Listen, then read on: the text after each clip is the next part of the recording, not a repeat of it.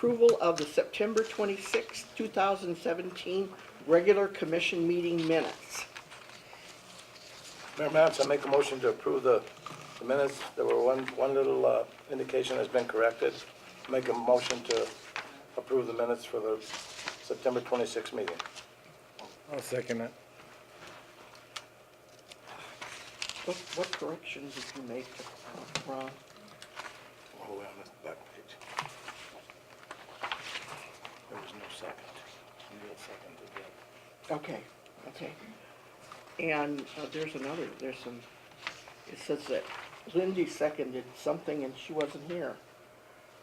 See Oh, if I I didn't can even catch that. find it.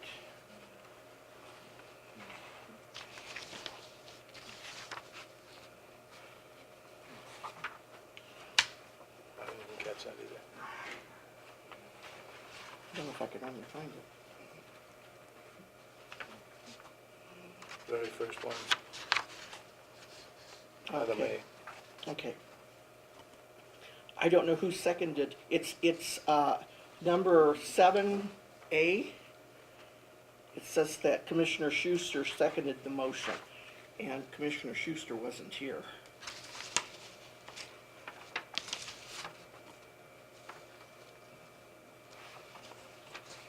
Does anybody remember who seconded the motion? Mayor, we'll go back and Yeah. review the, Okay, all right. Okay, that'll be the fine. notes taken, and we can correct that and bring the minutes back to you at the next one. No, I just corrected it. It'll be fine. We'll make the correction. There was something else I could remember. Oh. It had to do with me.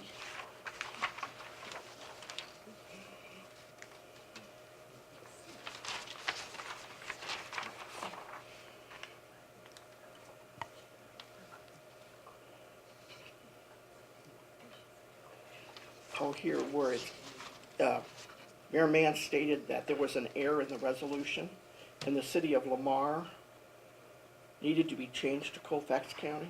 That's probably all right. Because I think I don't remember who caught it. And I Maybe probably, Scott did. You did. Ron did? How about you did, Mayor? Anyway, We'll check on that as well. it's fine. We have a motion and a second to approve the minutes of the September 26th meeting as amended. All in favor say aye. Aye. Opposed? Motion passes. Deliberate and act on Resolution 2017-46, approval of fiscal year 2017 fixed assets, or fixed capital assets inventory. Mayor and Commission, in your packet is a memo from me, and then also a copy of our inventory analysis, which also gives you the detailed asset additions and deletions, and then additions for infrastructure and real property. As you know, every year we've been using RCI since 2013 to prepare a complete inventory of our assets, and we maintain that every year and have them come do a physical inventory. This past year they were here the week of April 10th through the 13th, and so during the process during the year, all assets that have reached their useful lives, either damaged beyond repair or considered surplus, would be approved by bringing a resolution to the commission for disposal and then removed from the report following the procedures in our fixed asset policy. So per the memo that I've provided you, I made a note that we do have 1,665 inventory items in our database, 562 land improvements and buildings also in the database. So what I've done is I kind of color-coded it for you so that you could track. This is how I'm able to make sure that our depreciation and capitalization reports are in balance.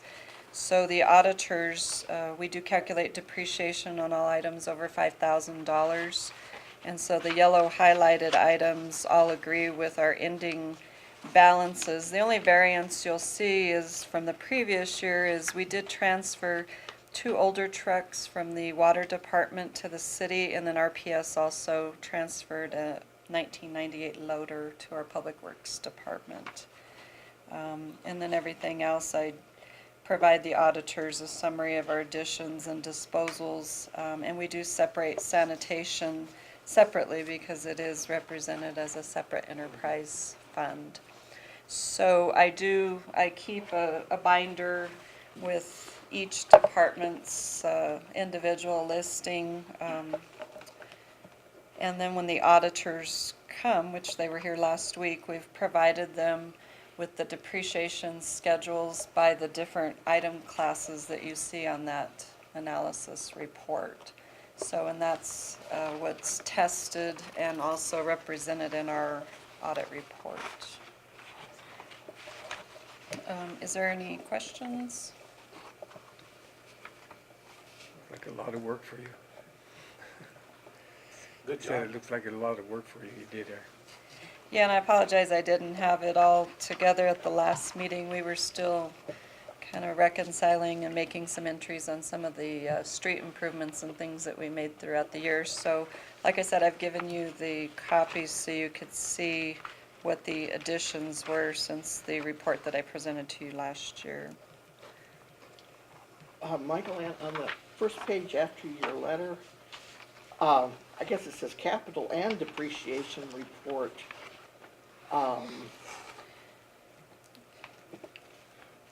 So if I run a capitalization report, the total value of the assets is $8,241,814.29, and if I run a depreciation report, they're in balance. It also is $8,241,814.29. So that's kind of where I As the total cost of the asset. yeah, so that's Yeah. kind of where I start with this process, is I run those 2 reports. If they don't match, Then you have to- then I know I'm probably missing a purchase date on something because the database is programmed to only calculate depreciation on assets that have a purchase date. And so once I can kind of reconcile this, then I know that my reports are in balance, and then I can start running the individual item classes for the auditors. Right, but this is not the depreciation, the depreciation expense. See, No. when I looked at it, I thought, everything is depreciated? Holy No, cow. if you want to see those individual reports, I No, could that's certainly fine. provide those to you, but that's actually what has been provided to the auditors, is the depreciation reports for every single item class that's 5,000 or above, and then the land improvements, infrastructure, and buildings are additional depreciation reports. Now, land doesn't get depreciated, but I do provide them a report of land, and we didn't have any additions or disposals in that category. So this is kind of just a summary for you, but at any time, if you want to see the detailed reports, I mean, you can come see me. And Does RCI, are they the only ones that have the scanners for the barcode, or do we also have them? no, I do have barcodes, so during the year, as we acquire property, we can tag it ourselves and record it in our database. Or I can also create a dummy number, and then when they come, they'll do the physical tagging. But when they do come, they're the only ones that have the barcode scanners. And they physically go to each location and scan all of the items. And they also own the program that we're keeping our inventory on? I think the city owns the program. What they do is they take the scanners back to San Antonio, and it all gets uploaded into, I guess they have a database there, but they put them on individual CDs. And so once their IT people are done, everything's uploaded into the new database, then they download it to a CD and they send that to us, and it gets uploaded to our server. Okay, and then, but the depreciation is then done in-house, the program? The program on our network does the depreciation, yes, it calculates that. So there's a lot of different reports and things that I can run with this database. Very good. I'll move to approve Resolution 2017-46, FY 2017 Fixed Capital Asset Inventory. I'll second it. We have a motion and a second to approve the 2017 fixed capital assets inventory.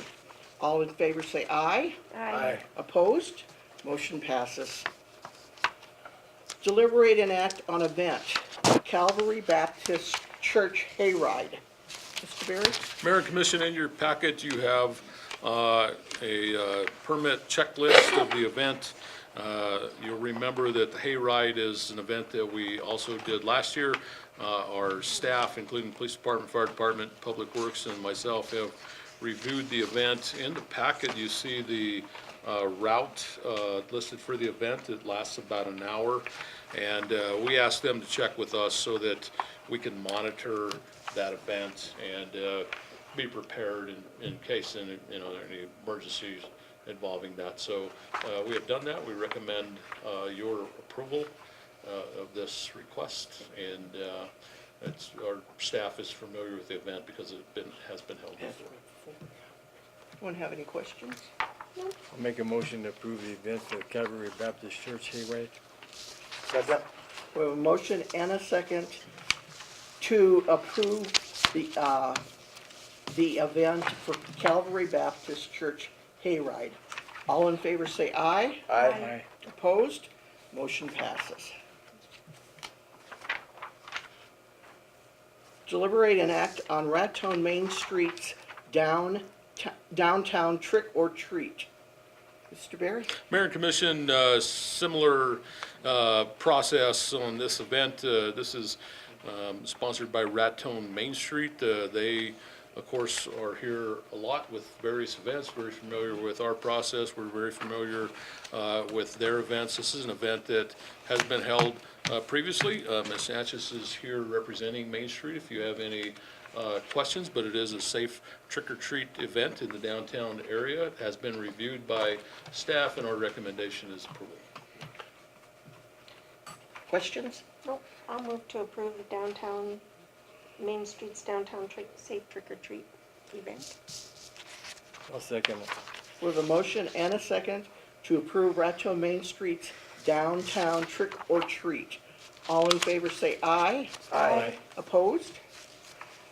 The only thing that I would say is, I know it's not mandatory for the business people to participate, but I do think most of them do. And I know we spend well over $200 for this event, so I would just like to see some recognition of the downtown people. And we will.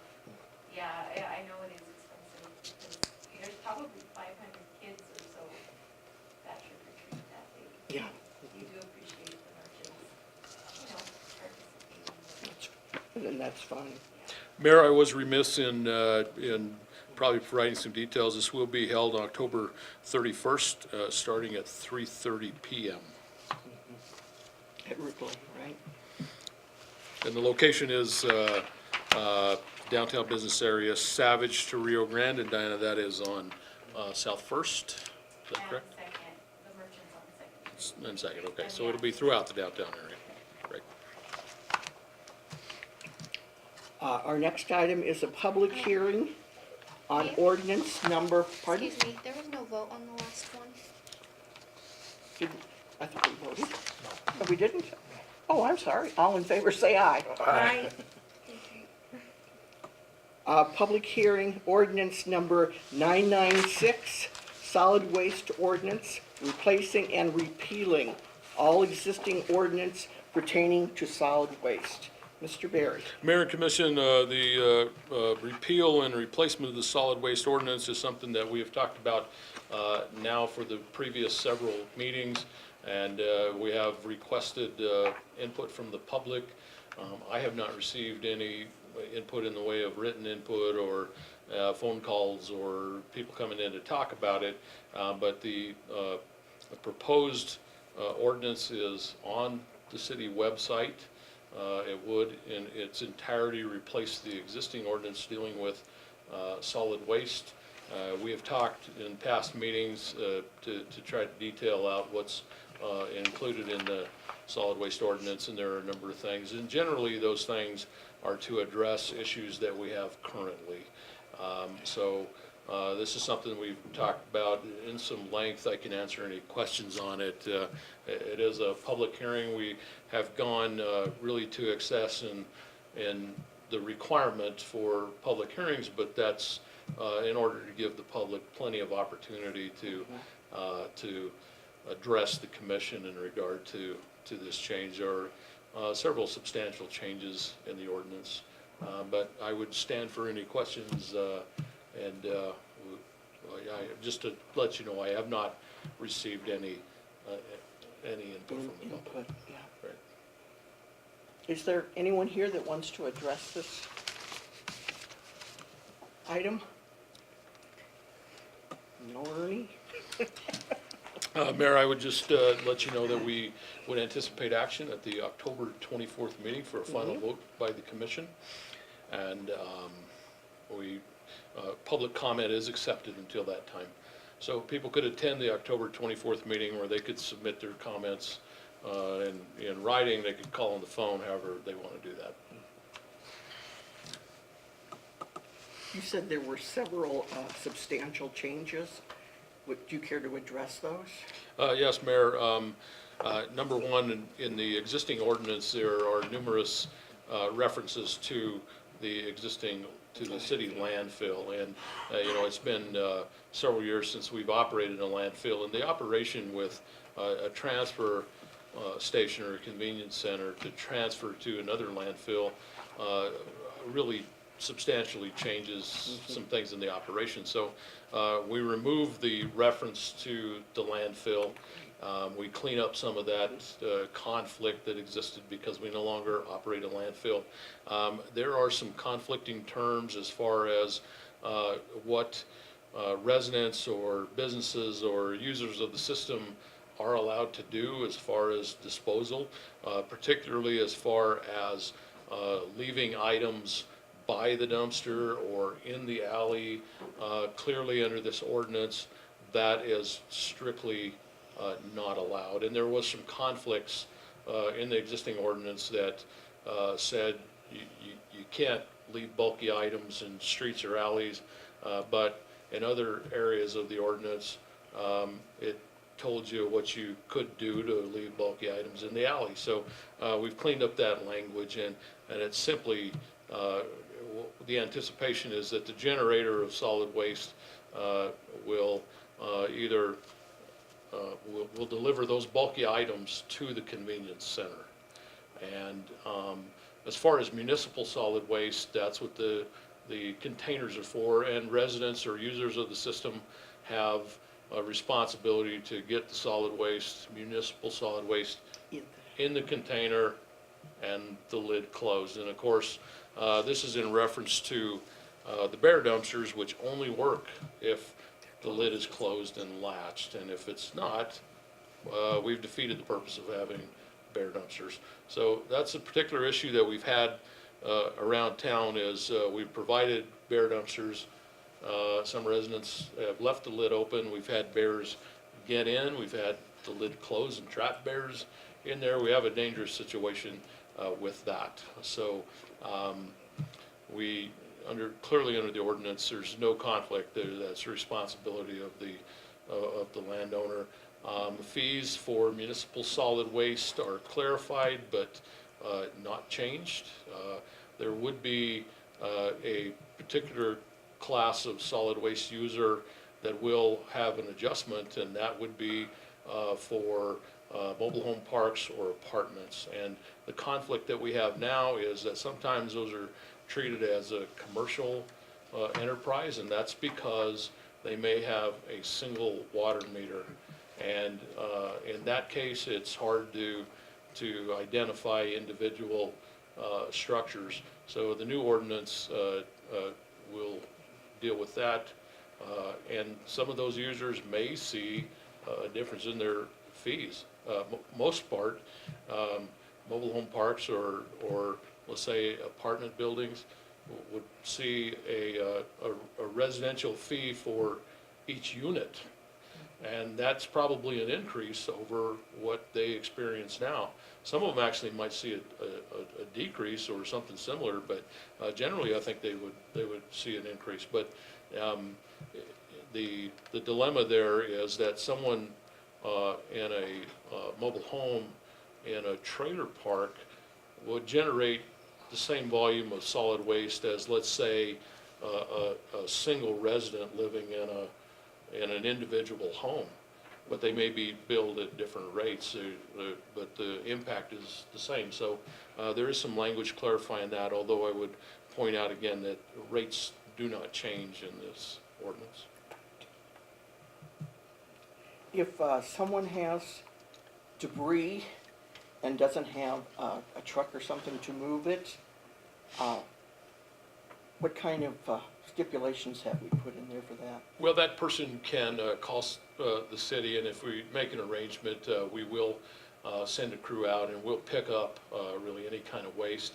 And there will be a very modest fee, and I would tell you, the Mayor, that that's not a moneymaker. It probably does not break even for the city, but we really appreciate it, and residents do that now. If they'll call and say, I have branches, but I have no way of transporting those, and a lot of times those are elderly folks or people that just don't have the means to do that. We will definitely work with those residents, and we would ask that now before the ordinance is enacted.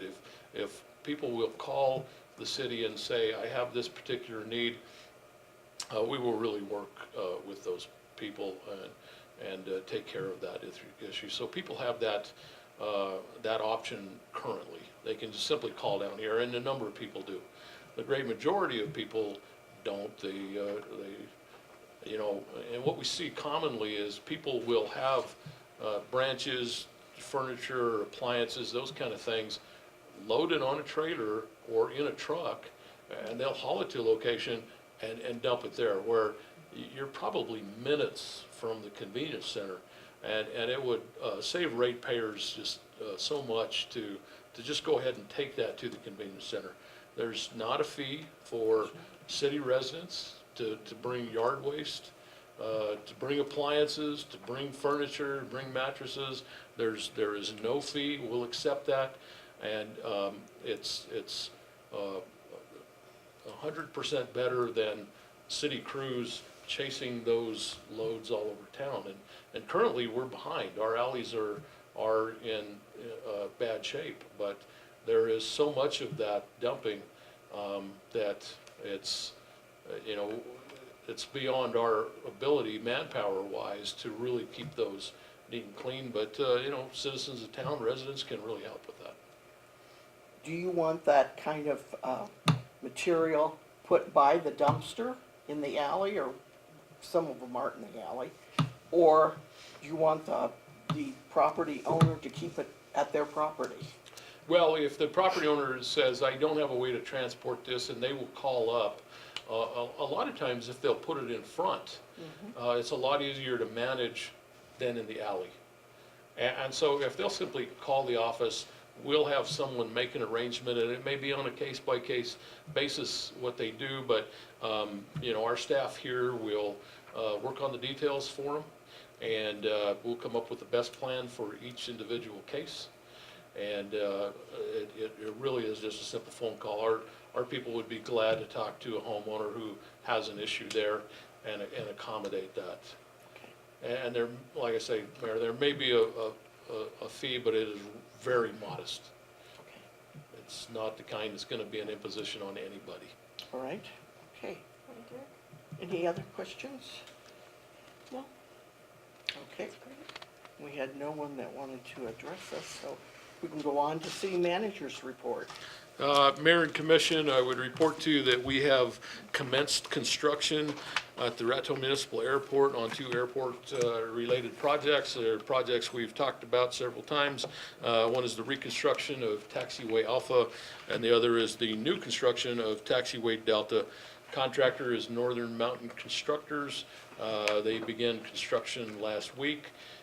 The intent is to complete construction of the project this fall, before we get snow and freezing temperatures. So if we get the cooperation of the weatherman, we anticipate the quick completion of these projects. They're fairly straightforward projects, not a long time frame on them. We'll see how the weather goes. If the weather turned bad on us, and there is asphalt paving involved, so if the contractor does not have access to hot mix asphalt, if the plant is winterized, we would have to wait till warm weather again next spring. But it looks good today, so Yeah, today was nice. we're hopeful that we can get those two projects done. Our Public Works crew has been cleaning up loose rock from chip seal streets. We do have, a certain percentage of rock that winds up being extra, and we've posted signs as far as loose gravel and loose rock. We still have a little bit of cleanup to do on those streets, but generally we've gathered up most of the loose rock. But our sweeper will be going over those streets again, and we'll complete that, and that'll conclude that project. Also, they've been putting emphasis on pothole patching because of the weather.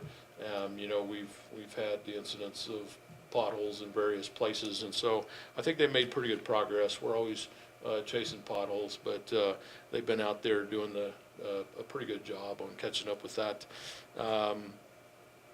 As Michael Anna had kind of led into, we did have our independent auditor on site. An important part of that right now is the fixed assets list, so put some emphasis on completing that.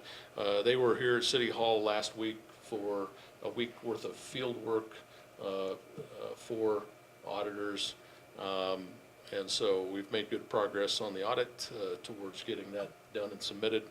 I attended a meeting today with the Cole Kemp Community Kitchen Group. This is to go the next steps as far as our grant to improve the community kitchen. What we talked about was specifying and doing the procurement on equipment funded by that grant. Users of the community kitchen would have to apply for and obtain individual permits for food service from the Environment Department, and then that group will provide a kitchen manager who will perform the scheduling and the technical part of that. So they do have a technical training coming up. I believe it's November 3rd and 4th for people that are interested in using or being a part of the community kitchen. And there's some excitement about getting that process going. That's all I have, Mayor. Okay, thank you. When is the transfer station building going to be delivered? Mayor, what we're backing into is a completion date in late May of 2018. What we anticipate is that we would try to have a bid for construction of that brought to the commission at probably the first December meeting for award. So then construction would start after the first of the year. So when construction begins, we would have the building on hand. So we look at delivery of the building and other components like the doors in that late November, early December timeframe. As far as the doors, we would rather see those delivered later on in the project when the structure's up, but we'll work with those material suppliers. But we would look for the building package to be delivered probably December. Okay, and it would be the contractor's obligation to get the concrete, it'll be subbed? Correct. So we would take sealed bids for the construction and have a construction contractor then do all of that, foundation, floor, and erection of the building. Okay, all right. So that won't be done till, I was hoping that at some time, I was trying to wait for projects to get done, that we could do some work on a construction and demolition dump site. And I don't know how that'll work with you guys' schedules. Well, You know, that's been talked about for some time, and I think that that's on the to-do list as far as our solid waste. And there's a lot to think about with, if we're looking at a C&D landfill, there are a lot of considerations. It is a possibility. There was a site that was talked about some time ago that might be a candidate site if that's something that we want to pursue. And I think in general, Mayor, we had hoped to get the convenience center constructed, in operation, landfill reclamation completed, cleanup of our existing site, get everything operational there, and then really address this C&D question. Okay, all right. Anybody have anything else? If not, is there anything to come before this body? Hearing none, meeting adjourned.